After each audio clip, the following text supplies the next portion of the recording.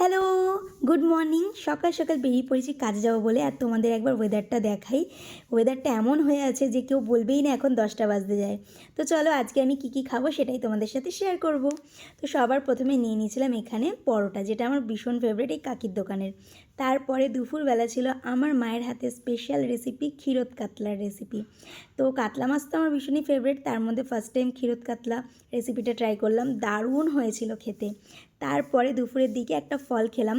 আমি চেষ্টা করি রোজই একটা করে ফল খাওয়ার, তোমরাও চেষ্টা করো, তাহলে স্কিনটা ভালো থাকবে। তারপরে বেরিয়ে বিকালবেলা চলে গেছিলাম চিকেন ললিপপ খেতে। তো এখানে দুটো চিকেন ললিপপ নিয়ে প্রথমে তো খেলাম, কিন্তু অত একটা মন ভরলো না। আসলে মনটা না খুব মোমো করছিল, তাই ভাবলাম চলো মনকে কষ্ট দিয়ে লাভ নেই, তাই সোজা বাবা মোমোতে চলে গেলাম। আর ওখানে গিয়ে আমার ফেভারিট মোমোটা নিয়ে নিয়েছি, সেটা হচ্ছে chicken cheese pan fried momo. আমার ফেভারিট। তোমাদের কোনটা আমাকে জানিও। আজকে ভিডিওটা এই অবধি। টাটা। ভালো লাগলে একটা লাইক।